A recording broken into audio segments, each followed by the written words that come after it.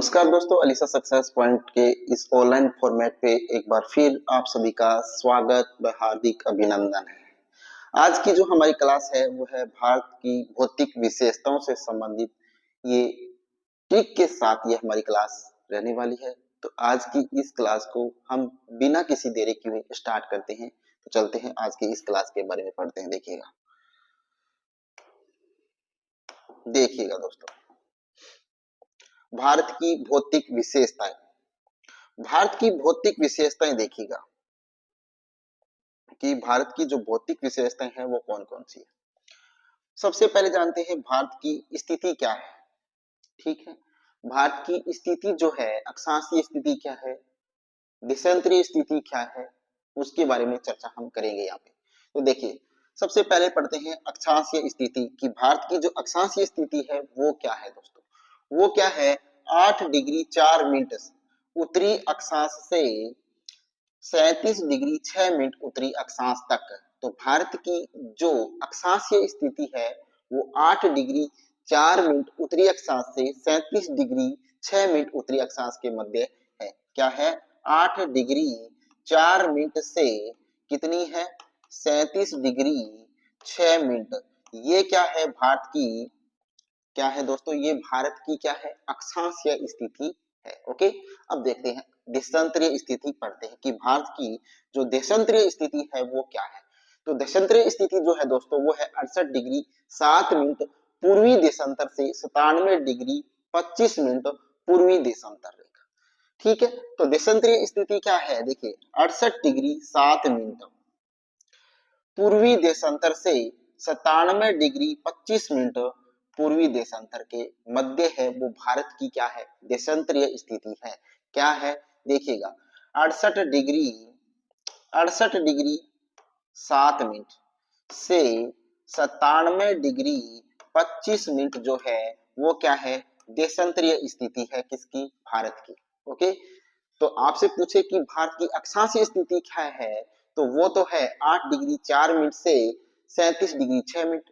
अगर पूछ ले देशांतरीय स्थिति तो वो है 68 डिग्री 7 मिनट से 97 डिग्री 25 मिनट देशांतरीय स्थिति है भारत की। अब देखिएगा, उत्तर से दक्षिण तक जो भारत की लंबाई है, यानी उत्तर से लेकर जो दक्षिण तक भारत की लंबाई है वो कितनी है, वो है 3214 किलोमीटर। कितनी है, 3214 किलोमीटर। ये क्या है, भारत की उत्तर से दक्षिण तक लंबाई है।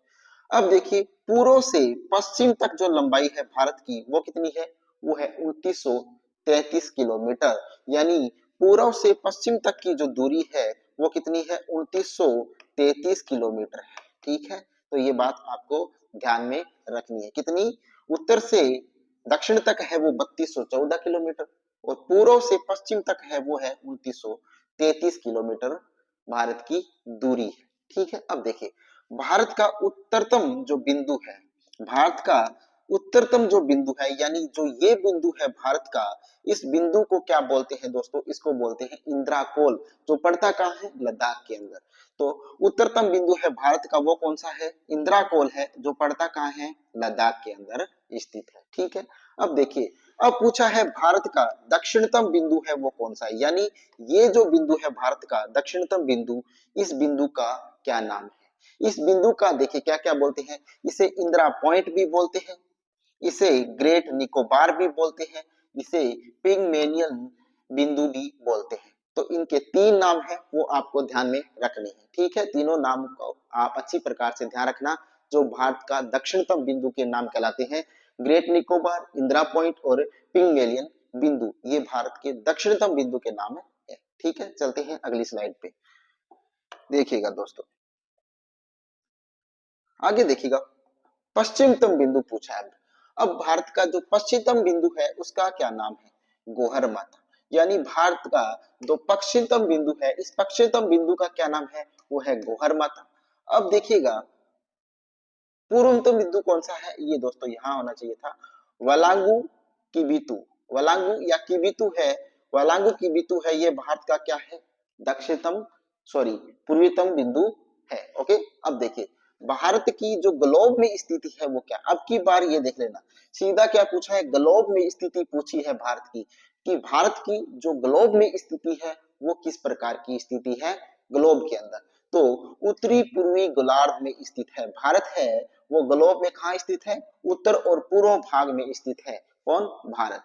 ठीक, इसमें ग्लोब के अंदर। ओके, आगे देखिएगा अक्षांशीय स्थिति में भारत है वो किस स्थिति पर स्थित है, अक्षांशीय स्थिति के अनुसार भारत है वो किस गोलार्ध में स्थित है। तो अक्षांशीय स्थिति से भारत है वो दोस्तों उत्तरी गोलार्ध में स्थित है। तो अक्षांशीय स्थिति से आपको स्थिति पूछे तो भारत उत्तरी गोलार्ध में स्थित है। अगर आपसे पूछे कि भारत है ग्लोब में किस स्थिति में है तो उत्तरी पूर्वी गोलार्ध के अंदर स्थित है। ठीक है, ये बात ध्यान रखना। अगर देशांतरीय दृष्टि से आपसे पूछ ले कि देशांतरीय दृष्टि से भारत किस गोलार्ध में स्थित है, तो देशांतरीय दृष्टि से भारत है वो पूर्वी गोलार्ध में स्थित है। तो यहाँ पर 3 क्वेश्चन है वो बन रहे हैं कि भारत की ग्लोब में स्थिति क्या है, उत्तरी पूर्वी स्थिति है। भारत की जो ग्लोब में स्थिति है वो उत्तरी पूर्व भाग में है। और अगर आपसे पूछे कि अक्षांशीय दृष्टि से भारत किस गोलार्ध में स्थित है तो वो उत्तरी गोलार्ध में स्थित है। और अगर आपसे पूछ ले देशांतरीय दृष्टि से भारत किस गोलार्ध में स्थित है तो भारत पूर्वी गोलार्ध में स्थित है। तो ये बात आप अच्छी प्रकार से याद कर लेना दोस्तों। देखिएगा करक रेखा, करक रेखा है वो 23.5 डिग्री, 23.5 डिग्री भारत के 8 राज्यों से गुजरती है। जो कर्क रेखा है वो 23.5 डिग्री भारत के कितने राज्यों से होकर गुजरती है, 8 राज्यों से भारत के होकर गुजरती है। कौन सी रेखा, कर्क रेखा। अब देखते हैं यहाँ पर कि कर्क रेखा है वो भारत के 8 जो राज्य है उन कौन कौन से 8 राज्यों के अंदर से होकर गुजरती है ये कर्क रेखा। तो वहां पर मैंने एक ट्रिक बनाई है, बंगूराम जहां की छतरी है वो मिजोरम के अंदर स्थित है। ट्रिक क्या है, बंगूराम जहां की छतरी मिजोरम में स्थित है। इस ट्रिक से हम याद करेंगे टोटली जो 8 राज्य है जहां से कर्क रेखा गुजरती है। तो देखिएगा वो कौन सी है। बै से हम पढ़ेंगे, बै से हम पढ़ेंगे पश्चिमी बंगाल।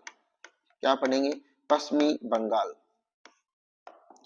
अब देखिएगा गु से क्या पढ़ेंगे, इस गु से हम पढ़ेंगे गुजरात, गु से क्या पढ़ेंगे, गुजरात। अब देखिएगा आगे, अब हम पढ़ेंगे रा, इस रा से पढ़ेंगे राजस्थान। क्या पढ़ेंगे, राजस्थान। अब आगे देखिएगा राजस्थान के बाद आता है मैं, इस मैं से पढ़ेंगे हम मध्य प्रदेश। क्या पढ़ेंगे, मध्य प्रदेश। अब आगे देखिएगा, अब झा से क्या पढ़ेंगे, झारखंड। क्या पढ़ेंगे, झारखंड, झारखंड। अब आगे देखिएगा, आगे है छतरी, छह से देखिएगा, इस छह से क्या पढ़ेंगे, छत्तीसगढ़। क्या पढ़ेंगे, छत्तीसगढ़, छत्तीसगढ़। ओके। अब देखिएगा आगे छत्तीसगढ़ के बाद क्या रह गया, वो देखिए छतरी, त्री से देखिएगा, इस त्री से क्या ध्यान रखेंगे, त्रिपुरा। क्या ध्यान रखेंगे, त्रिपुरा। त्री से क्या ध्यान रखेंगे, त्रिपुरा ध्यान में रखना है। और मिजोरम से क्या ध्यान रखना है, ये मिजोरम ही ध्यान में रखना है। क्या रखना है, मिजोरम। तो 8 वो राज्य हैं जहां से कर्क रेखा होकर गुजरती है। तो देखिएगा बै से हमने क्या पढ़ा है, पश्चिमी बंगाल पढ़ा है। बै से बंगाल ध्यान रखना, पश्चिमी अपने आप रह जाएगा तो पश्चिमी बंगाल। गु से हमने क्या पढ़ा, गुजरात पढ़ा। इस रा से हमने क्या पढ़ा, राजस्थान पढ़ा। मैं से हमने क्या पढ़ा, मध्य प्रदेश पढ़ा। और इस झ से क्या पढ़ा, झारखंड पढ़ा। और इस 6 से हमने ध्यान रखना है, वो क्या रखना है, छत्तीसगढ़ ध्यान रखना है। और त्री से क्या ध्यान रखना है, त्री से पढ़ेंगे त्रिपुरा। और मिजोरम से मिजोरम। तो ये टोटली 8 राज्य होंगे, 1 2 3 4 5 6 7 और 8। ये 8 राज्य हैं वो जहां से कर्क रेखा गुजरती है। तो इस ट्रिक से आप ध्यान रख लेना, बंगूराम जहां की छतरी है वो मिजोरम में स्थित है। ओके, अब चलते हैं आगे। देखिएगा आगे पढ़ते हैं क्या, वो देखिए कर्क रेखा के नजदीक जो स्थित है वो शहर कौन कौन से। कर्क रेखा के नजदीक जो शहर हैं उनको हम इस ट्रिक से पढ़ेंगे कि अगर गांधी जी रांची की पाल पर जे बोलते हैं, कि अगर गांधी जी रांची की पाल पर जे बोलते हैं, इस ट्रिक से हम वो शहर पढ़ेंगे जो कर्क रेखा के ऊपर स्थित है। अब देखिएगा यहाँ पर कि वो शहर है कौन से। अगर से देखिएगा, अगर से कौन सा है, अगरतला। अगर से हम पढ़ेंगे अगरतला, अगरतला शहर है। गांधी से क्या पढ़ेंगे दोस्तों, गांधी से हम पढ़ेंगे गांधीनगर। कौन सा, गांधीनगर, गांधीनगर। ओके। अब देखिएगा आगे आगे हम पढ़ते हैं यहाँ पर रांची से, हमें रांची ध्यान रखना है, रांची जो झारखंड के अंदर है, रांची से हमें रांची ध्यान रखना है। अब आगे देखिएगा, पाल से क्या ध्यान रखना है, भोपाल ध्यान रखना है, भोपाल।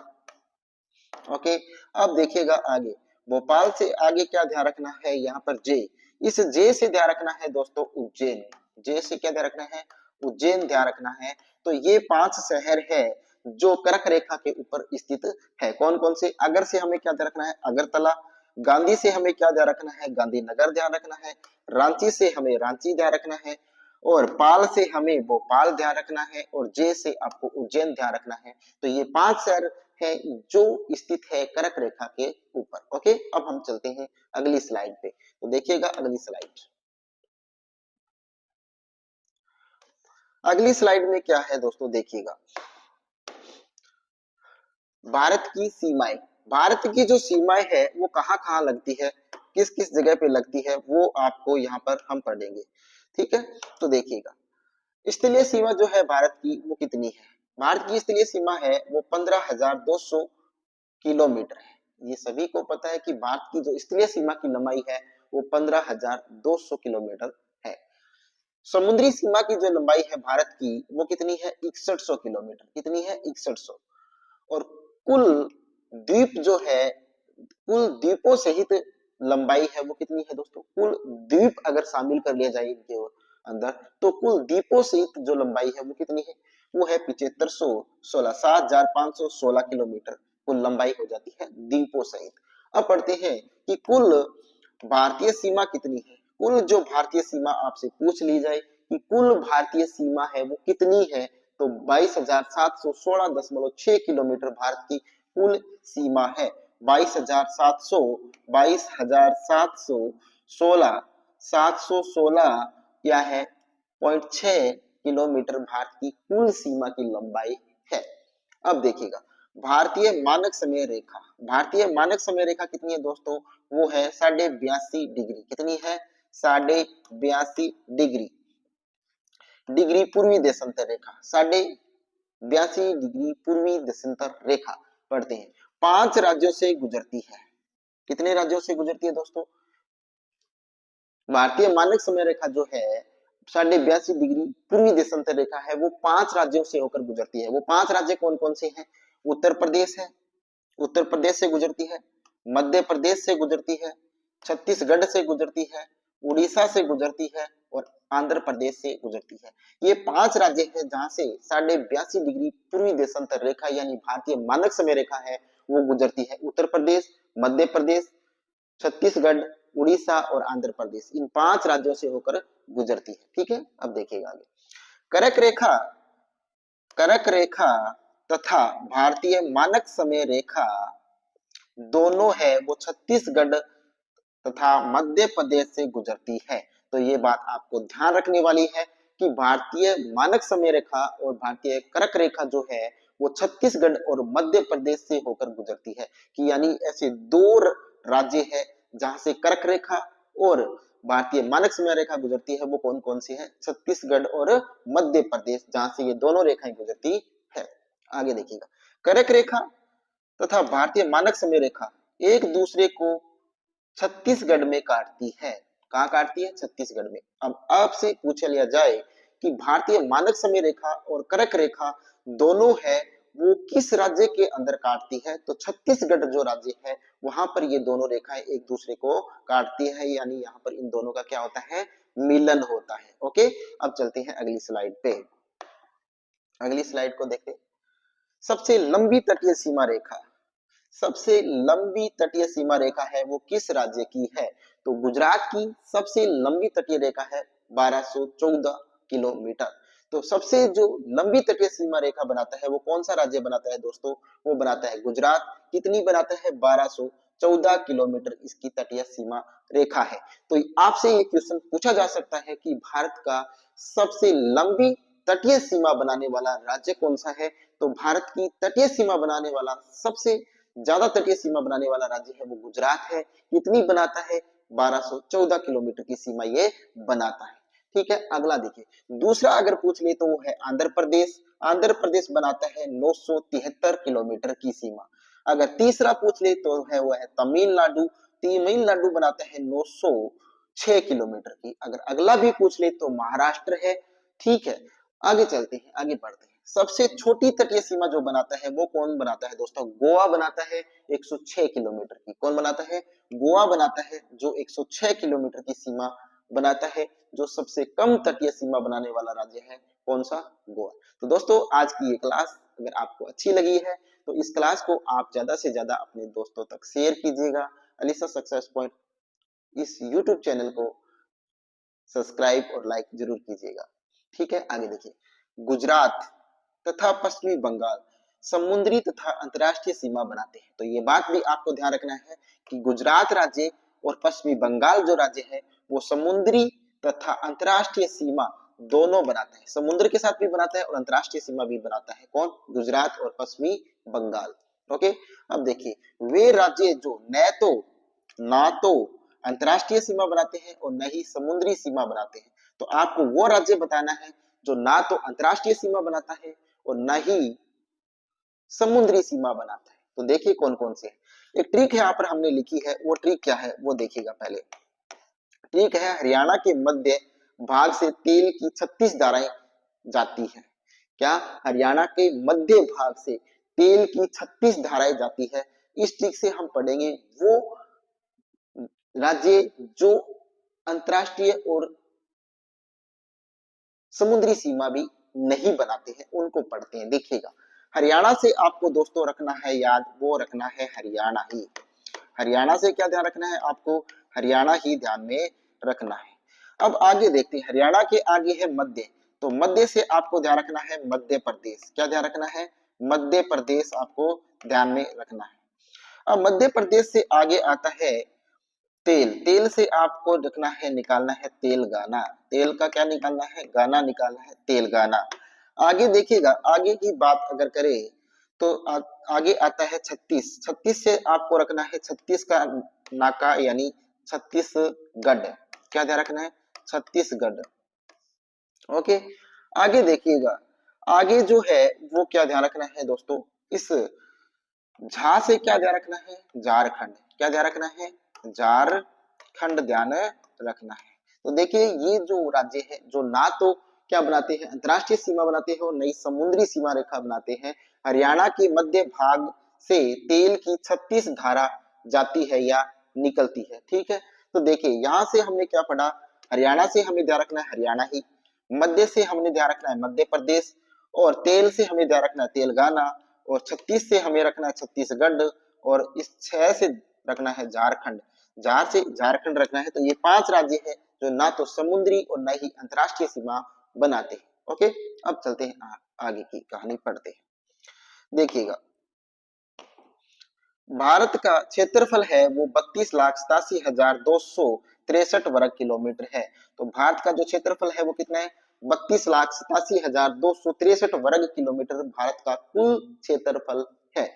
अब देखिए, भारत जो है क्षेत्रफल की दृष्टि से किस स्थान पर स्थित है? तो क्षेत्रफल की दृष्टि से आपसे पूछे भारत, तो भारत है वो 7वें स्थान पर आता है क्षेत्रफल की दृष्टि से। अब देखते हैं कि किन इससे पहले कौन कौन से जो देश है वो आते हैं और कौन से स्थान पर भारत जो 7वें स्थान पर आता है, किस देश के बाद आता है, वो हम पढ़ेंगे इस ट्रिक से। ये ट्रिक है रुक चीन अब ऑस्ट्रेलिया व भारत एजेंट बनेंगे। रुक चीन अब ऑस्ट्रेलिया व भारत एजेंट बनेंगे। इस ट्रिक से हम वो टोटली जो नंबर आएगा भारत का उस तक के जो देश है उनको याद करेंगे। तो देखिएगा, करते हैं याद। रूस से आपको क्या ध्यान रखना है? इस रूस से आपको ध्यान रखना है रूस। क्या ध्यान रखना है? रूस ध्यान में रखना है। कैसे क्या ध्यान रखना है दोस्तों? कैसे आपको ध्यान रखना है कनाडा। कैसे क्या ध्यान रखना है? कनाडा ध्यान रखना है। कनाडा के बाद देखिए, चीन के साथ आपका कोई समझौता नहीं है, तो चीन के साथ हमने चीन ध्यान रखा। अब चीन के बाद समझौता नहीं है, तो अब देखिए ऐसे आपको क्या रखना है? अमेरिका। ऐसे आपको क्या रखना है? अमेरिका ध्यान रखना है। ऐसे अमेरिका। और बै से क्या ध्यान रखना है दोस्तों? इस बै से आपको ध्यान रखना है ब्राजील। इस बै से आपको क्या ध्यान रखना है? ब्राजील। और ऑस्ट्रेलिया से क्या ध्यान रखना है? ऑस्ट्रेलिया से आपको ऑस्ट्रेलिया ही ध्यान रखना है। ऑस्ट्रेलिया। ऑस्ट्रेलिया। और ऑस्ट्रेलिया के बाद क्या आता है, भारत आता है। ऑस्ट्रेलिया के बाद क्या आता है, भारत। तो देखिए 7वें स्थान पर है भारत। सबसे पहले स्थान पर कौन है, रूस 1 नंबर पे। 2 नंबर पे कौन है, कनाडा है। 3 नंबर पे कौन है, चीन। 4 नंबर पे अमेरिका। 5 नंबर पे ब्राजील। 6 नंबर पे ऑस्ट्रेलिया और 7 नंबर पे कौन आता है, भारत आता है। तो क्षेत्रफल की दृष्टि से 7वां बड़ा देश है कौन सा, भारत। ओके, चलते हैं आगे की क्लास पे, सॉरी आगे की ट्रिक पे। देखिएगा अगली स्लाइड में क्या पढ़ेंगे हम, वो देखिएगा। भारत की 7 देशों से अंतरराष्ट्रीय सीमा लगती है, कि 7 ऐसे देश हैं जिससे भारत की सीमा लगती है। तो सबसे ज्यादा जो भारत की सीमा लगती है वो किसके साथ लगती है दोस्तों, बांग्लादेश के साथ लगती है। कितनी, 4496.7 4496.7 किलोमीटर की सीमा है, वो लगती है किसके साथ, बांग्लादेश के साथ। ठीक है, उसके बाद आता है चीन की सर्वाधिक सीमा लगती है 3488 किलोमीटर। उसके बाद लगती है पाकिस्तान की 3323 किलोमीटर। कितनी, 3323 किलोमीटर की। उसके बाद नेपाल आता है 1751 किलोमीटर की सीमा लगती है। उसके बाद म्यांमार आता है 1643 किलोमीटर की लगती है। उसके बाद भूटान 699 किलोमीटर और अफगानिस्तान के साथ 106 किलोमीटर की सीमा लगती है। जो भारत के साथ सर्वाधिक, सॉरी सबसे कम जो सीमा लगती है वो लगती है अफगानिस्तान की, जो लगती है 106 किलोमीटर। और सबसे अधिक लगती है वो लगती है बांग्लादेश की। सबसे अधिक जो सीमा लगती है किसकी, बांग्लादेश की। और बांग्लादेश के बाद किसकी सीमा सर्वाधिक लगती है, वो चीन की लगती है। उसके बाद पाकिस्तान की लगती है। उसके बाद नेपाल की लगती है। उसके बाद म्यांमार, भूटान और अफगानिस्तान अंत में लगती है। तो अब हम इन 7 देशों को इस ट्रिक से पढ़ने का प्रयास करेंगे कि माया ने अफगानी बच्ची को पाकिस्तान में बूटा दिया। इस ट्रिक से हम टोटली ये 7 देश है उनको पढ़ेंगे। यहाँ पर माया से देखिएगा, माया से क्या ध्यान रखना है दोस्तों, इस माया से आपको ध्यान रखना है म्यांमार, म्यांमार। ओके, म्यांमार के बाद आपको देखिए ने से क्या रखना है, नेपाल ध्यान रखना है। ने से नेपाल ध्यान रखना है। नेपाल के बाद देखिएगा अफगानी से क्या ध्यान रखना है, अफगानिस्तान, अफगानिस्तान। अफगानिस्तान के बाद क्या ध्यान रखना है, देखिए बै और ची। बै से आपको क्या ध्यान रखना है, बांग्लादेश। बै से क्या ध्यान रखना है, बांग्लादेश, बांग्लादेश। और इस ची से क्या ध्यान रखना है, ची से क्या ध्यान रखना है, चीन ध्यान रखना है। उसके बाद देखिए, उसके बाद कौन सा आता है, पाकिस्तान। उसके बाद देखिए कौन सा आता है, पाकिस्तान, तो यहाँ पर पाक ध्यान रख लेना। उसके बाद देखिए भूटा, भूटा से क्या ध्यान रखना है, भूटान। भूटा से क्या ध्यान रखना है, इस भूटा से आपको ध्यान रखना है भूटान।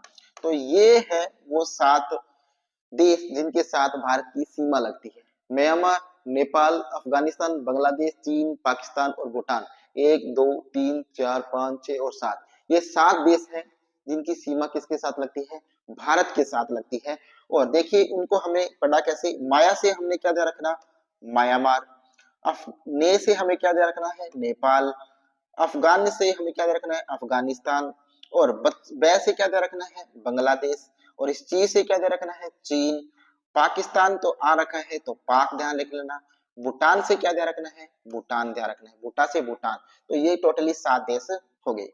ओके, अब चलते हैं आगे। भारत की म्यांमार से जो सीमा लगती है वो 4 राज्यों की लगती है। म्यांमार के साथ भारत के कितने राज्यों की सीमा लगती है, तो 4 राज्यों की सीमा भारत की म्यांमार के साथ लगती है। वो 4 राज्य है कौन कौन से, उनको भी पढ़ेंगे और ट्रिक के माध्यम से भी पढ़ेंगे। तो वो देखिएगा, पहले पहले सबसे पहले हम ये पढ़ते हैं कि वो राज्य है कौन कौन से। तो देखिए म्यांमार, इसका जो निर्धारण करते हैं वो कौन करते हैं, वो करते हैं आराकान योमा पर्वत श्रृंखला के द्वारा इसका निर्धारण होता है। तो ये बात ध्यान रखना, भारत और म्यांमार की जो सीमा है उसका निर्धारण किस सीमा रेखा से होता है, तो वो होता है आराकान योमा पर्वत श्रृंखला से। अब देखिए सीमा पर स्थित राज्य, तो सीमा पर स्थित राज्य कौन कौन से हैं, वो है अरुणाचल प्रदेश, नागालैंड, मणिपुर और मिजोरम। ये 4 राज्यों की सीमा भारत के साथ लगती है म्यांमार की। ठीक है, म्यांमार के साथ। अब देखिए इनको याद कैसे करें, तो याद करने का एक सिंपल सा फॉर्मूला है। मां से आपको क्या ध्यान रखना है? मणिपुर। मां से आपको ध्यान रखना है मणिपुर। ओके। मी से क्या रखना है? मिजोरम। मी से क्या ध्यान रखना है? मिजोरम। अरुण से क्या ध्यान रखना है? अरुणाचल। अरुणाचल। और नगा से क्या ध्यान रखना है? नागालैंड। तो ये आपके टोटली 4 जिले हो गए जिसको आपको याद रखना है म्यांमार के साथ भारत के लगने वाले राज्य कि मामी अरुण नग्गा है, मामी अरुण नग्गा है, मामी अरुण नग्गा है। मैं से मां से आपको रखना है मणिपुर, मी से मिजोरम, अरुण से अरुणाचल, नागा से नागालैंड आपको याद रखना है। आशा करता हूँ कि यह ट्रिक आपको अच्छी प्रकार से समझ में आ गई होगी और समझ में आ गई है तो ये याद भी हो गए होंगे।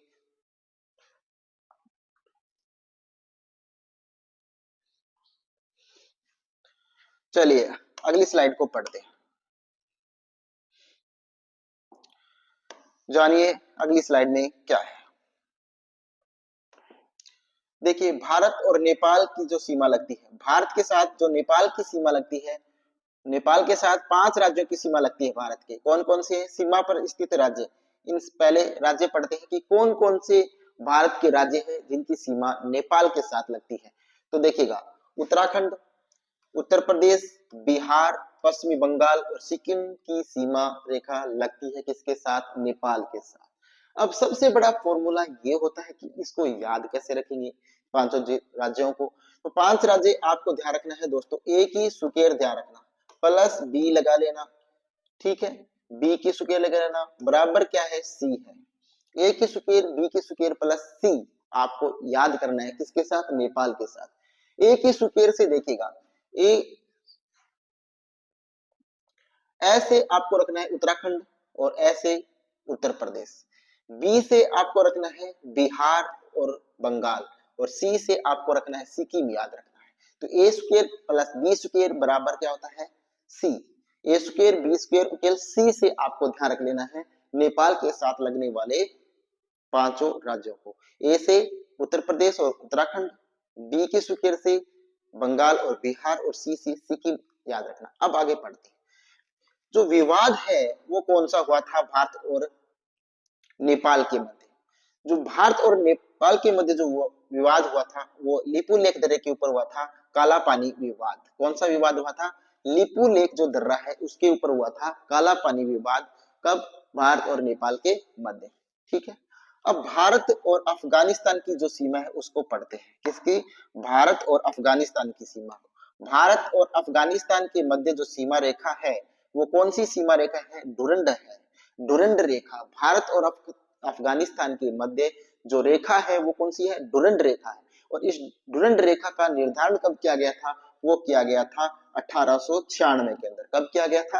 1896 में। अपने किसने किया था ये निर्धारण? तो ये जो निर्धारण किया था वो क्या था? मोर्टिम्यूर डुरंड ने। मोर्टिम्यूर डुरंड ने यह निर्धारण किया था कब? 1896 में भारत और अफगानिस्तान के मध्य। सर्वाधिक जो व्यापार होता है भारत और अफगानिस्तान के मध्य वो चाबहार बंदरगाह से होता है। भारत और अफगानिस्तान के मध्य जो सर्वाधिक व्यापार होता है वो किस बंदरगाह के द्वारा होता है? ये आपसे पूछे तो वो बंदरगाह कौन सा है? चाबहार बंदरगाह है। तो ये बात ध्यान रखना इंपॉर्टेंट है कि भारत और अफगानिस्तान के मध्य जो व्यापार होता है वो किस बंदरगाह के माध्यम से होता है? तो चाबहार बंदरगाह के माध्यम से होता है। 19 अगस्त 2019 को अफगानिस्तान ने अपनी आजादी की 100वीं वर्षगांठ बनाई। कब? 29 अगस्त 2019 को अफगानिस्तान ने अपनी आजादी की 100वीं वर्षगांठ बनाई थी। ये बात आप ध्यान में रखना। भारत और भूटान की सीमा।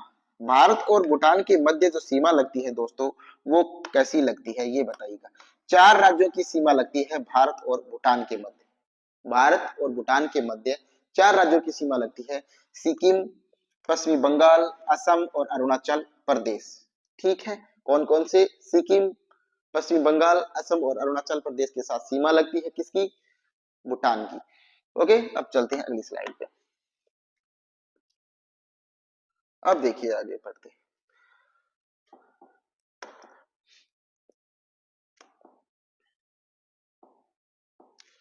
भारत और चीन के साथ भारत के जो राज्य सीमा बनाते हैं वो कितने बनाते हैं? 5 राज्यों की सीमा लगती है। कितने राज्यों की? 5 राज्यों की सीमा चीन से लगती है भारत की। देखिए, भारत और चीन के मध्य जो सीमा रेखा है वो कौन सी है? मैकमोहन जो रेखा है वो भारत और चीन के मध्य जो सीमा है वो कौन सी है? मैकमोहन। और मैकमोहन सीमा का जो निर्धारण होता है वो किस सन में होता है? 1914 में। कब होता है? 1914 में मैकमोहन सीमा रेखा का निर्धारण होता है भारत और चीन के मध्य। करते कौन है ये निर्धारण? करते कौन है दोस्तों? वो करते हैं सर हेनरी मैकमोहन करते हैं। कौन करते हैं? सर हेनरी मैकमोहन 1914 के अंदर भारत और चीन के मध्य सीमा रेखा का निर्धारण करते हैं, मैकमोहन सीमा रेखा का। अब देखिए, इस ट्रिक से याद करेंगे वो 5 जिले जो भारत और चीन के साथ सीमा बनाते हैं। भारत के 5 राज्य जो चीन के साथ सीमा बनाते हैं। ओके, देखिएगा, लगिमा, लहिमा, लहिमा उत्तर सी अरुणाचल प्रदेश में। लहिमा उत्तर सी अरुणाचल प्रदेश। उत्तर सी से समझे? उत्तर से मतलब उतरना, नीचे उतरना, किसी चीज से नीचे उतरना, उत्तर सी। ठीक है, तो लघिमा किसी लड़की का नाम है, लघिमा। उत्तर सी यानी नीचे उत्तर सी, अरुणाचल प्रदेश में, मतलब अरुणाचल प्रदेश में उतरेगी। कि लहिमा है वो अरुणाचल प्रदेश में नीचे उतरेगी, इस ऐसे याद रख लेना। ठीक है, अब देखते हैं, अब पढ़ते हैं इसको। आप देखिएगा, ल से क्या ध्यान रखना है? लद्दाख। क्या रखना है? लद्दाख। ल से लद्दाख। आगे देखिए, लद्दाख के बाद हिमा से हिमाचल प्रदेश। हिमा से हिमाचल, हिमाचल। हिमाचल के बाद देखिए उत्तर से उत्तराखंड, उत्तर से उत्तराखंड। सी से सिक्किम, सी से, इस सी से सिक्किम, सिक्किम। और अरुणाचल प्रदेश से क्या ध्यान रखना है? अरुणाचल प्रदेश, इस अरुणाचल से क्या ध्यान रखना है? अरुणाचल प्रदेश ही ध्यान रखना है, तो अरुणाचल। तो ये 5 वो राज्य हैं जिनकी सीमाएं लगती है वो चीन से लगती है। देखिए, हमें लगी माँ उत्तर सी अरुणाचल प्रदेश में, लगी माँ उत्तर सी अरुणाचल प्रदेश में, लगी माँ उत्तर सी अरुणाचल प्रदेश में। तो ल से हमने क्या दे रखा? लग, लगी से, ल से हमने रखा लद्दाख। हिमा से हमने रखा हिमाचल प्रदेश। उत्तर से क्या दे रखा? उत्तराखंड। सी से हमने क्या रखा? सिक्किम। और अरुण से क्या रखा? अरुणाचल प्रदेश। तो ये 5 वो राज्य हैं जो चीन के साथ सीमा बनाते हैं। ओके, आगे देखिएगा, भारत और चीन के मध्य जो विवाद हुआ था वो कौन सा विवाद, कब हुआ था? वो 1962 में हुआ था। भारत और चीन के मध्य जो विवाद हुआ कब हुआ? 1962 के अंदर ये विवाद हुआ था। पंचशील समझौता भारत और चीन के मध्य कब हुआ था? वो हुआ था 1954 में। तो यहाँ पर देखिएगा, 2 क्वेश्चन बन गए आपसे कि भारत और चीन के मध्य जो विवाद हुआ था वो कब हुआ था? 1962 में। भारत और चीन के मध्य जो पंचशील समझौता हुआ था वो कब हुआ था? वो हुआ था 1954 के अंदर। कब हुआ था? 1954 के अंदर। अब ये पंचशील जो समझौता होता है वो उस समय प्रधानमंत्री कौन कौन थे और किन किन के मध्य हुआ था? तो भारत के प्रधानमंत्री थे जवाहरलाल नेहरू, और जो चीन के जो प्रधानमंत्री थे वो थे चाउ एन लाई, यानी चावल लाई।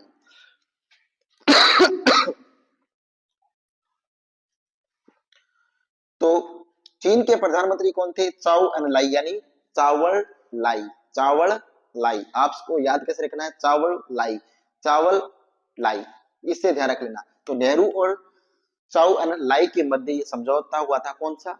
पंचशील समझौता। कब हुआ था? 1954 में हुआ था। अब देखिए, इस पंचशील समझौते के अंदर 5 बातें हुई थी, इसीलिए इस समझौते का नाम क्या रखा गया था? पंचशील समझौता रखा गया था। यानी 5 बातें इसमें सहमति हुई थी, 5 बातों पे, 5 बातों पे सहमति हुई थी, और इसीलिए इसका नाम पंचशील समझौता रखा गया था। पहली बात थी कि आंतरिक मामलों में हस्तक्षेप नहीं करेंगे, यानी आंतरिक जो भी मामले होंगे दोनों देशों के उसमें हम हस्तक्षेप नहीं करेंगे। दूसरा क्या, दूसरी बात हुई थी कि हम आक्रमण नहीं करेंगे, एक दूसरे देश पर आक्रमण नहीं करेंगे, ये समझौता हुआ था। तीसरी जो बात हुई थी, संप्रभुता को बनाए रखेंगे। ठीक है, संप्रभुता बनाए रखेंगे। चौथी बात हुई थी, सीमा पर अतिक्रमण नहीं करेंगे। और 5वीं बात हुई थी, शांतिपूर्ण सह अस्तित्व रखेंगे। ये 5 बातें इस पंचशील समझौते के अंतर्गत हुई थी, जो आपको याद रखनी है। आगे चलते हैं अगली स्लाइड पे।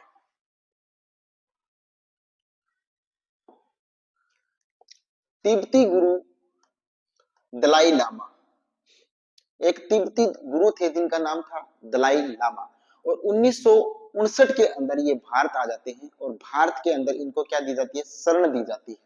1959 में धर्मशाला, जो कहां पर पड़ता है, हिमाचल प्रदेश में, इस दलाई लामा को क्या दी जाती है, शरण दी जाती है। ठीक है। धर्म ये दलाई लामा थे, वो चीनी देशद्रोही थे, और इस देशद्रोही को जहां पर क्या दी जाती है, भारत में शरण दी जाती है। तब जब चीन के द्वारा इसको मांगा जाता है कि उस दलाई लामा जो गुरु है उसको हमें वापस सौंप दीजिए, तो भारत में मान्यता है कि कोई भी अगर भारत में आकर शरण लेता है तो भारतीय लोगों की एक मान्यता है कि वो उसके लिए अपनी जान दे सकते हैं, लेकिन उसके प्राणों की रक्षा जरूर करें। और इसीलिए दलाई लामा को जब भारत वापस नहीं सौंपता है चीन को, तो वो जो समझौते हुए थे उनकी उसको नजरअंदाज कर दिया जाता है, और आगे जाकर जो कहानी है वो खराब होती है, वो इसी दलाई लामा की वजह से होती है। तो देखिए, स्टेपल वीजा, ये स्टेपल वीजा क्या है दोस्तों, ये जम्मू कश्मीर और अरुणाचल प्रदेश के जो लोग हैं, केवल और केवल भारत में अरुणाचल प्रदेश और जम्मू कश्मीर के लोगों को चीन के द्वारा जो वीजा दिया जाता है, उन्हीं को क्या कहा जाता है, स्टेपल वीजा कहा जाता है। कि स्टेपल वीजा चीन द्वारा जम्मू कश्मीर व अरुणाचल प्रदेश के लोगों को दिया जाने वाला विशेष वीजा है, वही स्टेपल वीजा कहलाता है। यानी चीन के द्वारा अरुणाचल प्रदेश के और जम्मू कश्मीर के लोगों को केवल दिया जाने वाला जो वीजा होता है, वही क्या कहलाता है, स्टेपल वीजा कहलाता है। भारत और बांग्लादेश की जो सीमा लगती है वो क्या कहती है, देखिए, भारत और बांग्लादेश की जो सीमा लगती है, भारत के 5 राज्यों की सीमा बांग्लादेश के साथ लगती है। वो कौन कौन से हैं उनको पढ़ते हैं। पश्चिमी बंगाल की सीमा बांग्लादेश के साथ लगती है, त्रिपुरा की सीमा बांग्लादेश के साथ लगती है, मेघालय की सीमा लगती है, असम की सीमा लगती है, और मिजोरम की सीमा बांग्लादेश के साथ लगती है। तो देखिएगा, सीमा को रेड क्लिफ लाइन कहते हैं, और जो भारत और बांग्लादेश के मध्य जो सीमा है उसको क्या कहते हैं, रेड क्लिफ लाइन कहते हैं। ओके। अब देखिए, असम की सीमा बांग्लादेश से 2 बार लगती है। यानी असम की सीमा जो है, असम जो राज्य है भारत का, इस असम राज्य की सीमा बांग्लादेश के साथ है, वो कितनी बार लगती है, 2 बार लगती है। और त्रिपुरा जो राज्य है भारत का, उसकी सीमा 3 बार लगती है, किसके साथ, बांग्लादेश के साथ। यानी जो भारत का राज्य असम है, असम की सीमा बांग्लादेश के साथ 2 बार लगती है, और त्रिपुरा यानी 3, तो 3 बार सीमा लगती है, वो किसकी लगती है, त्रिपुरा की। चलते हैं, 3 बीघा गलियारा, 3 बीघा गलियारा है, वो पश्चिमी बंगाल और बांग्लादेश के मध्य स्थित है। अगर आपसे पूछ ले कि 3 बीघा गलियारा है, वो भारत और भारत के किस राज्य के मध्य स्थित है, तो पश्चिमी बंगाल और बांग्लादेश के मध्य है, वो स्थित है 3 बीघा गलियारा। जीरो लाइन, जीरो लाइन है, वो भारत के किस राज्य और बांग्लादेश के मध्य स्थित है, तो वो त्रिपुरा और बांग्लादेश के मध्य स्थित है, वो है जीरो लाइन। त्रिपुरा और बांग्लादेश के मध्य स्थित है कौन, जीरो लाइन। चकमा शरणार्थी विवाद, चकमा शरणार्थी विवाद जो हुआ था वो भारत और बांग्लादेश के मध्य हुआ था। चकमा, ध्यान रखना, कौन सा, चकमा। चकमा शरणार्थी जो विवाद हुआ था वो भारत और बांग्लादेश के मध्य हुआ था। एक दलाई लामा जो विवाद हुआ था वो भारत और चीन के मध्य हुआ था। ये दोनों ध्यान में रखना है, कंफ्यूज मत हो जाना इसमें।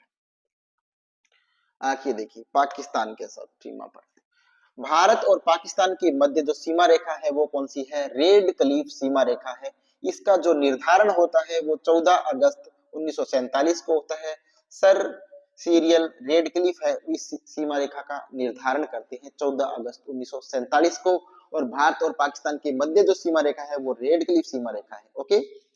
सीमा पर स्थित राज्य, तो भारत और पाकिस्तान के मध्य जो सीमा रेखा है, उस सीमा रेखा पर भारत के जो कितने राज्य स्थित है वो पूछा है, तो वो पढ़ेंगे हम हिस्ट्री से। इस ट्रिक में लिखा है पंगुल राज। पंगुल राज, इस पंगुल राज से हम वो राज्य पढ़ेंगे जो पाकिस्तान के साथ सीमा लगाते हैं। देखिए, पै से हमें क्या ध्यान रखना है, इस पै से देखिएगा, पै से आपको ध्यान रखना है पंजाब। क्या ध्यान रखना है, पै से पंजाब ध्यान रखना है। गु से क्या ध्यान रखना है, गुजरात ध्यान रखना है। क्या रखना है, गुजरात। लय से क्या ध्यान रखना है, लद्दाख। लय से क्या ध्यान रखना है, लद्दाख। रा से क्या ध्यान रखना है, राजस्थान। रा से क्या ध्यान रखना है, राजस्थान। और जय से क्या ध्यान रखना है, जम्मू कश्मीर। क्या रखना है, जम्मू कश्मीर। तो ये वो 5 राज्य है जो पाकिस्तान की सीमा पर स्थित है। कौन से, पंगुल राज। पंगुल राज से आपको ध्यान रखना है, पै से पंजाब, गु से गुजरात, लय से लद्दाख, रा से राजस्थान और जय से जम्मू कश्मीर। ओके, तो ये 5 राज्य हैं, इन 5 राज्यों को आप ध्यान में रखना। ओके, चलते हैं आगे। पाक अधिकृत कश्मीर जो है, जिसे पॉक बोलते हैं, पाक अधिकृत यानी पाक के सीमा क्षेत्र में स्थित है पोक, जो 1947 से, ठीक है। नियंत्रण सीमा रेखा, नियंत्रण सीमा रेखा जिसे एलओसी, एलओसी पिक्चर भी आपने देखी होगी, फिल्म भी देखी होगी, वो 1948 से क्या है, विवादित है। एलओसी, नियंत्रण सीमा रेखा, एलओसी। जम्मू घाटी, जो जम्मू घाटी है दोस्तों, उसमें हिंदू जो लोग हैं, हिंदू भाई है, वो बहुत ज्यादा रहते हैं। कहां पर, जम्मू, जम्मू घाटी है, उसमें हिंदू भाई बहुत अधिक रहते हैं। और कश्मीर जो घाटी है, इस कश्मीर घाटी के अंदर मुस्लिम रहते हैं। और जो लद्दाख घाटी है, इसके अंदर कौन रहते हैं, बौद्ध बहुल्य क्षेत्र है, यानी बौद्ध लोग हैं वो ज्यादा रहते हैं।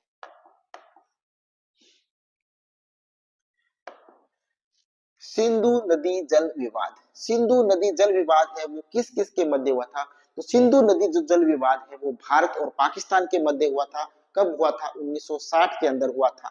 और इस विवाद को जो बीच में जो समझौता हुआ था, वो नेहरू जी और अयूब खान के मध्य हुआ था, जो पाकिस्तान के प्रधानमंत्री थे। नेहरू जी, ये भारत और पाकिस्तान के मध्य हुआ था। नेहरू और जनरल अयूब खान के मध्य हुआ था। किसके मध्य हुआ था, नेहरू जी और जनरल अयूब खान के मध्य ये समझौता हुआ था, सिंधु नदी जल विवाद। कब हुआ था, 1960 में हुआ था ये। इसमें प्रावधान क्या क्या थे, इसके प्रावधान पढ़ते हैं।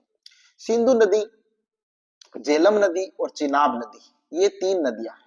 सिंधु नदी, झेलम नदी और चिनाब नदी। इसका 80% जल तो किसको दिया जाएगा, पाकिस्तान को।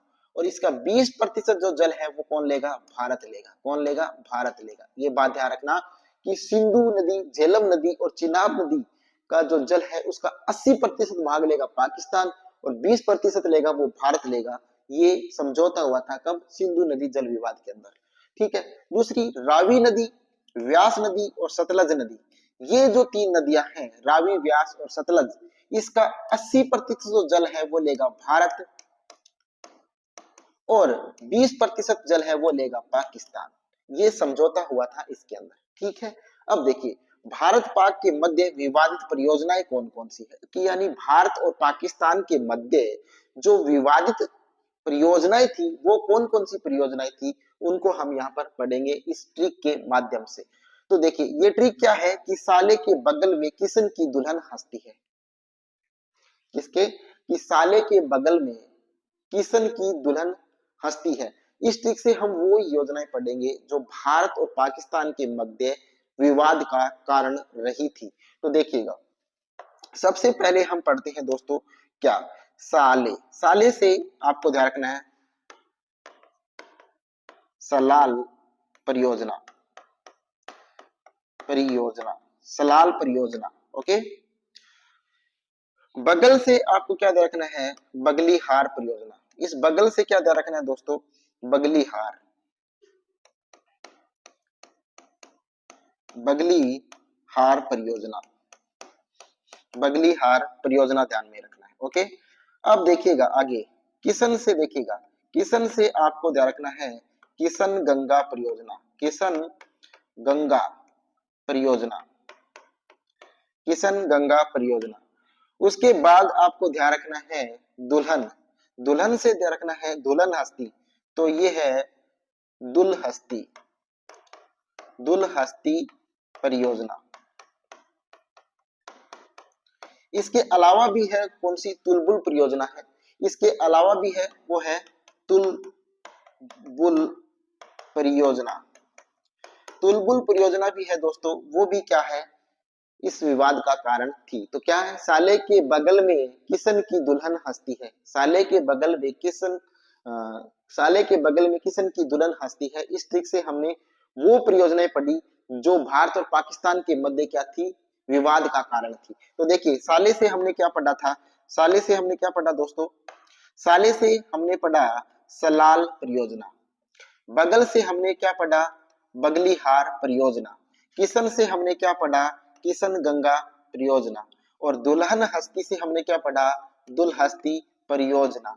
और एक और परियोजना जिसका नाम है तुलबुल परियोजना, ये भी इसी का कारण थी। ओके, अब चलते हैं आगे।